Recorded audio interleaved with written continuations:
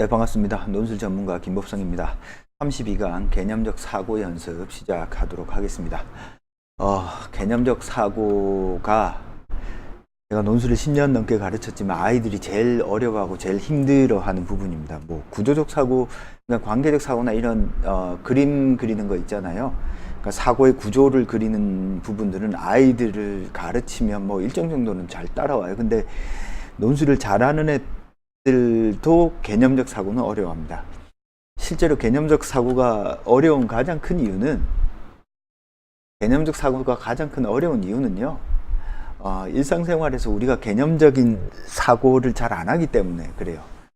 그리고 이 개념화하는 것에 대해서 이렇게 개념화에 정당한 어떤 이유나 근거가 있어야 되는데 그런 걸 잘 하지도 않고요. 특히 이제 시험에서 학생들이 개념적 사고, 개념화를 잘 하지 못하는 이유는 틀릴까봐 그렇습니다.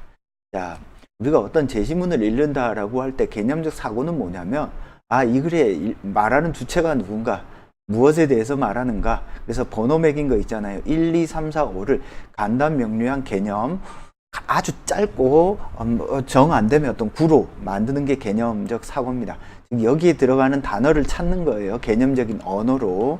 그래서 가급적이면 단어가 좋고, 그죠? 문장보다는 조금 더 짧은 구가 좋고, 구보다는 단어가 좋습니다. 알겠죠? 개념적 사고가 왜 중요하고 어떻게 해야 되는지에 대한 설명을 조금 드리도록 하겠습니다. 우리가 어떤 텍스트를 읽는다라고 생각을 해봅시다. 낯선 어떤 제시문을 학교가 여러분들에게 이제 논제 형태로 내겠죠, 그죠? 그래서 예를 들어보죠. 가를 참고해서 나를 설명하세요 하면 학생들의 글을 읽어보면 가는 이런 얘기가 있어. 이를 참고하면 나는 이런 이야기야. 그래서 읽어보면 가에서 무엇을 참고했고 나를 어떻게 설명했는지를 알 수가 없어요. 즉 여러분들의 생각을 쫓아가기가 어렵다라는 뜻입니다. 그래서 가를 참고해야 할 것이 무엇인지를 명확하게 개념적으로 탁 잡아 주셔야 돼요.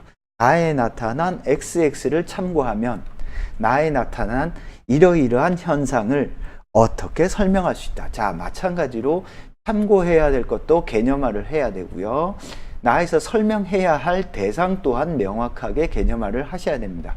그렇게 개념화를 하지 않으면 여러분들은 글이 두루뭉실해질 가능성이 아주 높다라는 걸 조금 생각해 볼 필요가 있겠습니다. 자, 그래서 이렇게 개념화 할 때는요, 즉 가를 참조하고 나에서 참조할 것을 개념화하고 설명해야 될 걸 개념화를 어떻게 하면 되냐? 1차적으로 제시문에서 찾아야죠. 즉 주제와 관련해서 제시문에 있는 걸 찾아야죠. 일단 가장 눈에 띄는 단어, 반복되는 단어 체크하면 되고요. 그걸 가지고 그냥 말을 만들어 보면 돼요. 가에서 보니까 제일 중요한 어떤 개념이 있어. 그럼 찾으면 됩니다. 어려워 보이는 단어. 자, 이런 말이 쭉 제가 써놨잖아요. 이거 읽어보시면 되고. 일단 봅시다. 채점자들이 여러분들에게 어떤 제시문을 주고 텍스트를 읽고 독해를 요구할 때 기본적으로 어떤 마인드일 것 같아요? 이 학생이 가에서 출제자가 제시문이 이런 제시문을 냈는데 적어도 이 정도의 단어는 정확히 이해하고 숙지하는 게 필요할 것 같아 라는 생각을 반드시 하게 되어 있습니다. 그래서 가를 함축하는 가장 근원적인 단어 하나, 두 개 정도는 반드시 찾아주셔야 돼요. 그러니까 개념화한다라는 건 너무 복잡하게 생각하지 말고요. 가를 대표하는 단 하나의 단어, 키워드, 개념어를 찾는다라고 생각을 하세요. 그래서 어떻게 하는 게 좋냐면 일단 가를 읽었으면 눈에 띄는 단어 1, 2, 3 체크한다, 3개 체크한 다음에 그 중에서 가장 중요한 거 1번, 덜 중요한 거 2번, 그 다음 중요한 거 3번, 이 3개의 단어를 가지고 글을 쓴다라고 생각을 하면 됩니다. 그러면 크게 어그러지는 글을 쓰지는 않아요. 논제에서. 그러니까 여러분들이 제시문에 있는 개념이 정확히 이해되지 않는다고 할지라도 잘못된 글을 쓰는 가능성이 극히 희박하다는 뜻입니다. 근데 학생들이 그걸 잘 안 하고 제시문에 있는 모든 내용들을 다 쓰려고 해요. 결국 개념화 한다라고 하는 건 제시문을 압축할 수 있는 최상위 개념을 만들거나 최상위 개념을 찾거나 아니면 그런 최상위 개념을 못 찾겠어요. 그러면 여러분들이 직접 만드셔야 돼요. 예를 들어 가가 어떤 사례가 나타나 있어. 그러면 어떻게 해야 돼요? 아예 사례가 보여주는 것은 땡땡땡이다. 이런 식으로 개념화를 하셔야 됩니다. 알겠죠? 그래서 제시문을 개념화한다라고 하는 것은 텍스트를 읽어서 최상위 개념을 찾거나 아니면 단어의 조합이라든지 이런 걸 통해서 최상위 개념을 만들어야 됩니다. 자, 개념적 사고가 어려운 가장 큰 이유는 뭐냐면 일상생활 속에서 여러분들이 개념적으로 사고를 잘 안 해요. 잘 안 할 뿐더러 하더라도 일방적인 개념적 사고고, 그리고 텍스트를 읽거나 글을 읽을 때 개념에 민감하게 읽지는 않습니다. 근데요, 똑똑한 학생들의 가장 큰 특징이 뭔지 아세요? 개념에 민감해요. 과학도 그렇고 수학도 그렇고 심지어는 뭐 논술 어떤 것도 그렇고요. 여러분들이 알고 있는 모든 지식과 정보는 개념을 중심으로 구성되어 있습니다. 학생들한테 제가 수업을 합니다. 수업을 할 때 함수가 뭐야 물어보면 함수를 정확하게 이해하고 있는 학생이 잘 없어요. 진짜로요. 심지어는 고등학생 수능 1등급이 나오는 애도 함수가 뭐니 물어보면 함수 fx는 어쩌고 저쩌고, 함수가 뭔지를 정확히 이해를 못해요. 함수가 이해 안 하고 그냥 함수와 관련된 문제를 푸는 거죠. 수학도 마찬가지로 개념을 이해하면 정확히 문제를 풀 수 있는데, 개념이 이해 안 되면 문제 풀이에 급급한 걸 합니다. 자, 논술을 잘한다는 건 처음부터 끝까지 까놓고 이야기하면 개념 싸움입니다. 내가 이러한 개념을 이렇게 규정했는데 내가 볼 때는 그 개념을 그렇게 규정하는 게 안 맞다. 그러면 비판이 되는 거예요. 이 개념을 네가 한번 설명해봐. 이 개념을 네가 한번 보충해서 설명해봐. 가에 나타난 개념과 나에 나타난 개념이 어떻게 같고 다른지 비교해봐. 가를 요약해봐. 가에 나타난 개념들의 논리적 관계를 찾아봐. 자, 논술은 처음부터 끝까지 개념 싸움이다 라는 거. 그래서 여러분들이 텍스트를 읽을 때 가장 중요시 여겨야 될 건 뭐냐? 개념입니다.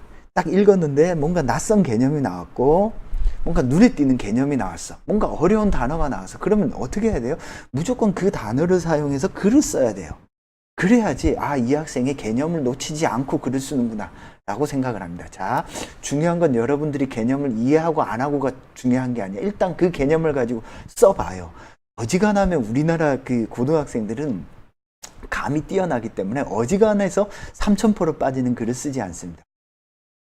그러니까 그 개념에 완전히 반대되는 뜻으로 쓰지 않는다는 뜻이에요. 그러니까 학생들이 제시문을 읽었을 때 어려운 개념이 나와. 70에서 80% 아이들의 글은 어떻게 쓸까요? 그 어려운 개념을 무조건 빼놓고 써요. 70에서 80% 아이들이. 왜 그럴까? 잘못하다가 이 개념 썼다가 나 틀리면 어떡해? 그걸 안 쓰면 무조건 떨어져요. 틀리더라도 그걸 써야 합격해요. 물론 틀리면 합격은 힘들겠지만, 무슨 말이냐면 어차피 그 어려운 개념인데 중요한 개념을 안 쓰면 어차피 떨어져. 제가 누누이 강조하잖아요. 답을 쓴다고 합격하는 게 아니라 정답을 쓰더라도 그 답이 나오는 과정이 논리적이어야 돼요. 여러분들이 그 개념을 쓰고 그 개념을 사용해서 논리적으로 구성할 수 있으면 정답이 된다. 좋은 답이 된다. 알겠죠? 자, 그래서 좋은 글을 쓰는 요건은 낯선 개념과 어려운 개념이 나오면 도망 다니지 말고 그 개념을 사용해서 글을 쓰는 습관을 들이라는 뜻입니다. 자, 그래서 이 개념적 사고는 아주 중요합니다. 자, 이건 고대에서 나온 문제네요. 알물 개념화시오. 원래 문제는 알물 개념화하고 오늘날에는 어떤 알미 더 중요한지 쓰세요. 자, 여러분들 요거 반드시 지금 읽어 보셔야 됩니다. 읽고 개념화, 워크북에는 요 개념화 하는 것들을 다 실어 놓았는데요. 일단 뭐 차근차근 여러분들이 풀었다라는 전제하에 한번 풀어보도록 하겠습니다. 자, 우선 알물 개념화하라 그랬으니까 가에 나타난 알문 어떤 알미다. 가에는 땡땡땡의 알미 나타난다. 그러면 어떻게 하라고 그랬죠? 중요한 키워드, 눈에 띄는 키워드를 가지고 개념화하거나 아니면 그것을 넘어서는 상위 개념을 찾거나. 자, 가를 보겠습니다. 과학은 이 세상의 어떤 부분에 대한 지식을 추구한다. 과학에 대한 이야기네. 그러면 과학으로 개념화하면 가에 나타난 알문 과학적 알미다. 이렇게 개념화를 하면 되는 거예요. 자, 그래서 과학의 핵심은 자연은 물론 자연에 대한 인간의 간섭을 주의 깊게 관찰하는 것. 그래서 퍼플의 색깔이 어떤 분자에서 비롯된 것이고 그 분자를 변형시켜 더 밝은 자주색이나 파란색을 얻을 수 있을까? 뭐 이런 관찰에 해당된다. 그러면 어때요? 관찰에 대한 암, 관찰을 통한 암. 암이라고 하는 걸 여러분 어렵게 생각하지 마세요. 암은 뭐예요? 여러분 학교에서 배우는 게 전부 다 암, 지식이잖아. 어떤 걸 배워요? 교과서 과목을 배우잖아. 과학, 수학, 영어, 국어, 문학 전부 다 어때요? 암의 카테고리죠. 예술, 윤리, 도덕, 그죠?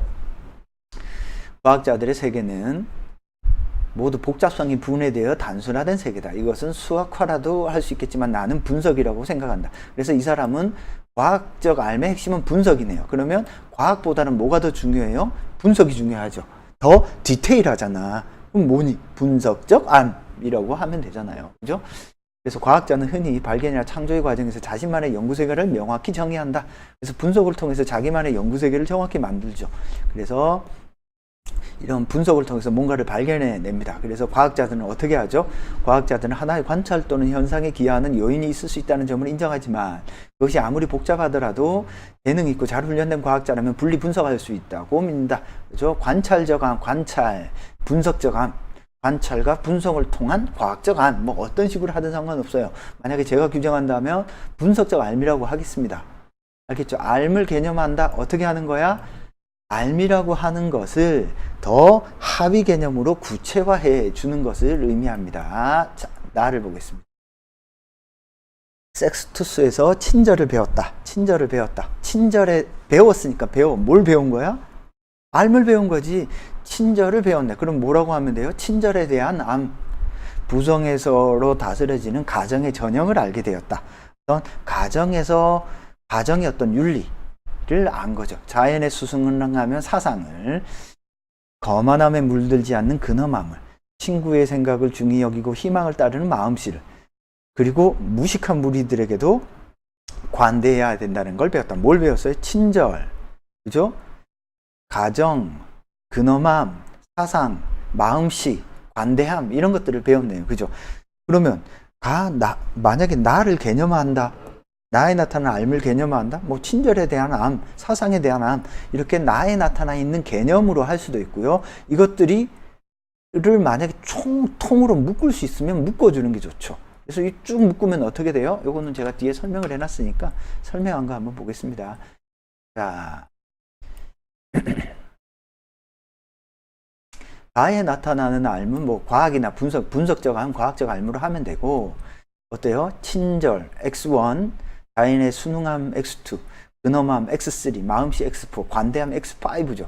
그래서 X1, 2, 3, 4, 5를 다 종합할 수 있는 상위 개념을 여러분들이 만들어낼 수 있으면 어때요? 나 제시문에 나타난 암이 바로 이 암이야. 즉 친절, 자연에 대한 순응, 근엄함, 마음씨, 관대함들을 포괄하는 암이야. 그러면 이거 포괄하는 거 뭐죠? 여러분 이런 것들 어디서 배우나요? 어디서 배우죠? 학교에서 윤리 도덕 시간에 배우지 않아요? 윤리적 암이죠. 윤리적 암. 나에는 윤리적 암이 나타난다. 도덕적 암이 나타난다. 아니면 뭐 사회적 관계 속에서 얻게 되는 암이니까 사회적 암이 나타난다. 이런 식으로 여러분들이 개념화를 해야 돼. 근데 학생들이 어떻게 한다? 두려워한다. 왜 두려워해? 틀릴까 봐. 틀려도 개념화해야 돼. 특히 어떤 제시문에 나타난 구체적인 사례가 나올 땐 그 사례가 중요한 게 아니라 그 사례는요, 인간이 살아가는 이 사회를 상징하는 압축적인 상징적인 제시문이에요. 구체적 사례라고 할지라도 이 사례가 보여주는 건 무엇이다. 이런 식으로 개념화를 해야 돼요. 따라서 나 제시문은 어떤 윤리적 암, 도덕적 암, 뭐 이렇게 하면 되겠습니다. 알겠죠? 무슨 말인지. 즉 너무 디테일한 게 나오면 그 디테일한 것을 포괄하는 상위 개념을 도출해 내야 된다라는 뜻입니다. 자, 제가 방금 지금 계속 말씀드리는 건 뭐예요? 여러분들은 글을 쓰는 과정에서 시키든 시키지 않든 각각의 제시문을 한 단어나 구로 압축하는, 개념화하는 습관을 들여야 된다. 그것이 안 들어있으면 좋은 글을 못 씁니다. 알겠죠? 자, 그 다음에 추상적 개념을 이해하는 법. 자, 요거는 주로 어떤 거냐면 논제에 뭔가 낯선 추상적인 개념이 나올 때입니다. 물론 뭐 제시문에 나올 때도 있습니다. 그 예를 들어서 추상적인 개념, 사랑이 뭐지? 사랑이 뭔가요? 애매하잖아. 그러면 사랑이라고 하는 것이 각각의 제시문에서 어떻게 사용되는지를 여러분은 어떻게 구체적으로 이해를 해야 돼요. 특히 뭐 예를 들면 한양대 같은 경우, 한양대 인문 문제 같은 경우에는 여러분들이 잘 이해하지 못한, 자주 들어보지 못한 낯선 개념들, 예를 들어서 뭐 욕망의 삼각형, 아니면은 뭐 인식 구조, 대상을 인식하는 방법, 뭐 이런 낯선 어떤 개념들이 나타나거든요. 그런 개념들을 여러분들이 스스로 조금 이해하는 능력을 기를 때 자기 스스로 글을 쓸 수 있는 어떤 능력이 나타납니다. 자, 우리가 개념한다라는 건 1차적으로 간단해요. 어릴 때 여러분들이 언어를 배우는 건 뭐예요? 아이들한테 엄마 이게 뭐야? 엄마 이게 뭐야? 애들이 자꾸 물어보죠. 그럴 때 이건 책이야. 그죠? 이건 연필이야. 이건 컵이야. 라고 어때요? 구체적인 사물에 대해서는 우리가 전달하기도 쉽고 가르쳐 주기도 쉽습니다. 그렇지만 추상적인 개념은 뭔가 가르치기가 어려워요. 예를 들어서 마이너스 1 곱하기 마이너스 1이 왜 1이 돼요? 여러분들 설명 한번 해보세요. 막상 하면 야 마이너스 곱하기 마이너스는 1이 되는 게 상식이지 라고 이야기하잖아요. 수학 시간에 맨날 이렇게 거의 암기하다시피 배우니까 뭔가 추상적인 개념을 이해하기에는 그건 직관적으로 잘 이해가 잘 안 돼요. 그럴 때 우리는 구체적인 것들을 추상화해서 이해를 해야 되는데 어떤 식으로 이해해야 되는지를 조금 설명을 좀 드리도록 하겠습니다. 특히 논제에서 합리적 소비, 합리적 결정 나오죠. 뭐 이런, 물론 이렇게 경제를 배운 학생들은 잘 알겠지만 낯선 개념이 나오면 합리적 소비를 내가 제시문을 읽으면서 어떻게 해야 돼요? 정확히 개념화를 해야 되겠구나라는 생각을 해야 돼요. 다를 보면서 다에는 합리적 결정을 이야기하고 있다니까 다에 나타난 합리적 결정은 다는 합리적 결정을 무엇으로 규정하고 있다. 그러니까 여러분들이 알고 있는 합리적 소비와 합리적 결정이 중요한 것이 아니라 다와 나에 나타난 것을 합리적 소비와 합리적 결정으로 여러분들이 정의 내리고 규정하고 개념을 이해할 수 있는 방식으로 이해를 하셔야 된다라는 말입니다. 자, 추상적인 어떤 낯선 개념, 다에서 언급하고 있는 최소 폭력의 길이 무엇인지를 요약하고, 뭐예요? 최소 폭력의 길이라는 말을 들어본 사람 있어요? 없죠. 그럼 최소 폭력의 길을 다에서는 어떻게 규정하고 있다. 즉 낯선 개념을 항상 여러분들 스스로 이해를 하셔야 돼요. 자, 민주주의 발전이 삶의 질에 어떤 영향을 미치는지 논하시오. 이 뭐 제시문이 몇 개 가나다로 주어져 있습니다. 그러면 어때? 제시문에서 나타난 민주주의, 제시문은 민주주의를 어떻게 규정하고 있는가? 제시문은 발전을, 삶의 질을 어떻게 규정하고 있는가를 찾아야 된다는 뜻입니다. 예술적 성취와 관련해서 가나다의 논지를 비교 분석하시오. 예술적 성취를 가나다가 어떻게 규정하고 있는지 여러분들이 어떻게 해야 돼요? 개념화를 하셔야 됩니다. 예술적 성취라고 하는 말이 눈에 확 잡히는 게 아니잖아.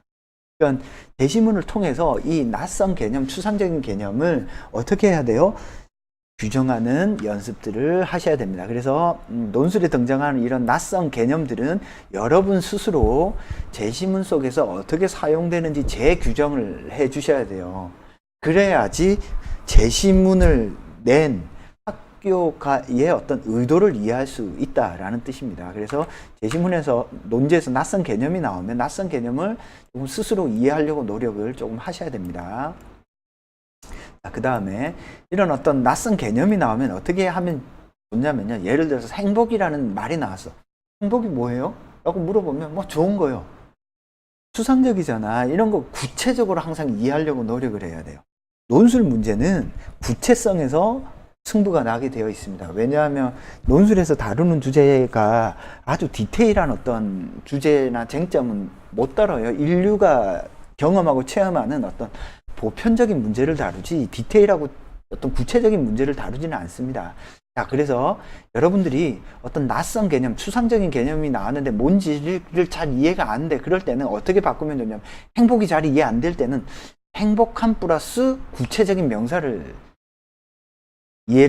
갖다 놓으세요. 예를 들어서 빈곤 잘 이해 안 돼. 그러면 빈곤에 빠진 학생, 빈곤에 빠진 빈곤에 빠진 어떤 가정, 빈곤에 빠진 국가 이렇게 어때요? 구체적으로 하면 빈곤에 빠져 있다라는 말은 빈곤이라는 말은 무슨 뜻이구나. 즉 여러분들이 시험을 볼 때 어떤 낯선 개념이 나오더라도 이 낯선 어떤 추상적인 명사를 어떻게 하라고요?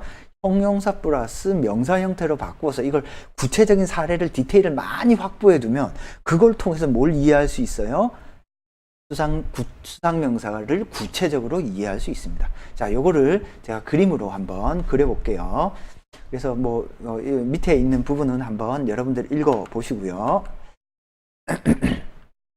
전체를 묶을 수 있는 구체적인 것들을 쭉 언급했으면 그것들을 묶어보는 어떤 상징을 찾으시면 됩니다. 자, 그래서 여러분들이 어떤 낯선 개념이 나오잖아요. 그러면 그 낯선 개념이 적용되는 구체적 사례를 자꾸 떠올려 보세요. 자, 폭력이라는 주제가 나와서 그러면 폭력을 가지고 쓰려고 하지 말고 폭력적인 아빠, 폭력적인 선생, 폭력적인 친구, 알겠죠? 그렇게 디테일을 많이 잡아놓은 다음에 그것으로부터 폭력의 문제가 얼마나 구체화되는지를 따져보라는 뜻입니다. 알겠죠? 무슨 말인지. 그래서 추상적 개념은 추상적으로 그대로 접근하게 되면 글이 어떻게 흐른다? 상투적으로 흐른다. 그냥 뜬구름 잡는, 예를 들어 환경이야, 환경 문제야. 그러면 환경 문제의 구체적인 어떤 사례, 환경 문제가 발생한 국가, 환경 문제가 발생한 지역, 어떤 환경 문제가 발생하는 핵발전소, 환경 문제가 발생한 일본, 이런 식으로 구체화를 시키면 환경 문제가 어떻게 구체적으로 나타나는지를 우리는 정확히 이해할 수 있게 된다라는 뜻입니다. 자, 그래서 여러분들이 어떤 논술에서 어떤 낯선 개념이 나올 때요, 절대 당황하지 말고 논술에서 이 어떤 개념은 기본적으로 아무리 구체적인 언어가 나오더라도 뭔가 상징하는 바가 있구나, 이런 생각들을 조금 하시는 게 좋습니다.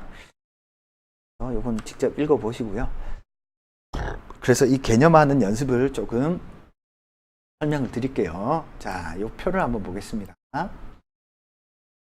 아까 행복 잡았죠, 행복. 그럼 우리는 행복을 이해해야 돼. 그러면 행복의 구체적인 예시들을 여기 밑에 칸에 써보는 거예요. 행복의 밑에 칸. 알겠죠? 예를 들어서 밥 먹을 때의 행복. 그죠? 본능을 해소할 때의 행복. 그죠? 또 쓰는 거야. 열심히 공부해서 성적이 올랐을 때의 행복. 구체적인 예시죠. 반대 개념을 쓰는 거예요. 반대 혹은 모순 개념. 행복의 반대, 불행. 성적이 떨어졌을 때의 불행. 배가 쫄쫄 굶을 때의 불행. 그러면은 어때요? 배가 부를 때와 배가 고플 때를 나누는 기준은 뭐예요? 나의 어떤 욕구나 욕망의 충족이죠. 그럼 P가 욕구나 욕망의 충족입니다. 예를 들어서 성적이 올랐을 때 행복하고 떨어졌을 때 불행해. 그러면 2번은 Q는 뭐가 돼요? 성적이죠. 성적. 결과죠. 결과. 그러면은 본능과 결과가 중요한 행복을 결정하는 기준이죠. 그러면 정의를 내리면 행복은 본능을 충족하고 자신이 원하는 결과가 이루어졌을 때를 의미한다 라고 어때요? 행복이라는 낯선 추상적인 개념을 규정할 수 있죠. 알겠죠? 무슨 말인지. 그래서 여러분들이 어떤 낯선 개념이 나오면 요걸 사고해 주면 좋아요. 자, 아까 예술적 성취 나왔잖아. 예술적 성취의 반대는 예술적 성취의 어떤 실패, 반대 개념을 놓으면 되죠. 그러면 예술적 성취와 예술적 성취의 실패를 이야기하는 부분은 뭘까? 이렇게 생각하면 되죠. 자, 그 다음에 범주들은 뭐냐면요, 구체적 예시랑 좀 다릅니다. 범주라고 할 때는 행복이라는 전체 카테고리가 있으며 거기에 부분 집합을 가리키는 거예요. 예를 들어서 가정에서의 행복, 국가에서의 행복, 인류의 행복. 어때요? 점점 넓은 범위죠. 그죠? 점점 넓은 범위. 그래서 범주는 부분 집합이라고 보면 되겠습니다. 따라서 이 개념과 여기 반대 개념이 들어가는 걸 스스로 넣어 보시면 되겠습니다. 사례를 한번 보면서 얘기할까요? 자, 이 표는 제가 왜 이야기하냐면 사실 이 표는 고3 학생들이 연습하기에는 조금 늦었어요. 근데 이제 머릿속에 넣어두면 어떤 낯선 논제의 어떤 개념이 나오면 이 개념에 반대되는 개념을 스스로 잡으면 이러한 반대에도 불구하고 이러한 긍정적인 면이 낫다, 이런 식으로 사고를 할 수 있습니다. 자, 무슨 얘기냐면 어떤 개념을 규정할 때는 그것을 반대를 통해서 규정을 할 수도 있어요. 그것을 사례를 통해서 규정을 할 수도 있고 범주를 통해서 규정할 수 있습니다. 그렇지만 그것과 그것에 반대되는 기준들을 찾아서 개념화를 하게 되면 여러분들이 다른 어떤 친구보다도 어떤 눈에 띄는 글을 쓸 수가 있게 됩니다. 자, 조금만 더 설명을 할게요. 사랑하면 어떻게 돼요? 구체적인 예를 들어 엄마의 어떤 희생, 엄마가 주는 용돈 어때요? 사랑으로 느끼죠. 엄마의 잔소리 어떤 증오, 싫음으로 느낍니다. 그죠? 사랑하면 나의 어떤 이상형, 내가 좋아하는 이상형, 증오하면 내가 싫어하는 이상. 그러면 어때요? 기준은 엄마의 이타성을 중심으로. 엄마가 나에게 이타성을 발휘하면 사랑이 되고 이타성을 발휘하지 않으면 어때요? 증오가 되는 거죠. 이익을 기준, 용돈을 주면 사랑이고, 그죠? 용돈을 안 주고 잔소리를 하면 어때요? 증오가 되는 겁니다. 본능을 기준으로 어떤 본능적 이끌림이 있으면 사랑이고 이끌림이 없으면 증오가 되는 겁니다. 그죠? 그래서 사랑에는 부모 자식 간의 사랑, 친구 연인 간의 사랑이 있겠네요. 그러면 이 기준을 어때요? 이 기준을 개념하면 사랑은 상대에게 베푸는 이타적 행위와 본능적 끌림으로 정의할 수 있다. 사랑은 이타적 행위를 통한 나의 이익의 증대와 본능적 끌림으로 정의할 수 있다. 자, 어떤 개념이 딱 정확히 정해진 개념이 없어요. 여러분들이 스스로 어떤 낯선 개념을 자꾸 스스로 사고할 때 뭘 할 수 있어? 자기의 견해를 만들어 나갈 수 있습니다. 좋은 나라에 대한, 바람직한 방향에 대한 자신의 견해를 써라. 어때요? 바람직한 방향에 대해서 어떤 것이 바람직한지에 대한 자기만의 기준 혹은 자기만의 개념 정의를 해주셔야 되잖아. 결국 이러한 어떤 개념적 사고, 내가 스스로 개념하는 어떤 사고를 하는 것이 여러분들이 똑똑해지는 지름길이에요. 자, 그래서 일상생활 속에서 여러분들이 개념화하는 건 어떤 거냐면, 좋은 놈, 나쁜 놈. 그러면 왜 좋은 놈이고 왜 나쁜 놈이지? 이 기준을 항상 생각해 보세요. 일단 이분법적으로 대립적으로 딱 잡은 다음에 이 두 가지를 나누는 기준을 잡고 그 기준을 가지고 뭘 하라고요? 개념화를 하면 어지간하면 개념화가 틀리지는 않습니다. 알겠죠? 이렇게 개념적 사고를 연습하는 것이 여러분들에게는 다른 어떤 학생들보다 조금 똑똑해지는 눈에 띄는 글을 쓰는 방법이다. 이 개념적 사고를 하면요. 자, 텍스트를 읽을 때 동그라미와 세모를 정확히 나누어 놓고, 즉 반대말을 정확히 나누어 놓고 이 반대말을 정확히 구분하는 기준들을 자꾸 발견을 한 다음에 이 동그라미를 어떻게 정의하는가를 의식적으로 자꾸 생각을 해보는 연습을 하면 그 자체가 글을 쓰는 소재로서 아주 강력하게 작용한다 라고 볼 수 있겠습니다. 자, 개념적 사고는 이렇게 하고, 개념적 사고가 조금 어렵고요. 항상 학생들이 제일 어려워하고, 이 개념적 사고가 잘 되면 논술 실력이 팍팍 늡니다. 자, 오늘 한 것에 대한 궁금증은 논법닷컴에 질문 남기시고요. 궁금한 사항은 1661-5143으로 질문 주시면 언제든 답변 드리도록 하겠습니다. 자, 오늘 수업은 32강 개념적 사고에 대해서 설명. 감사합니다.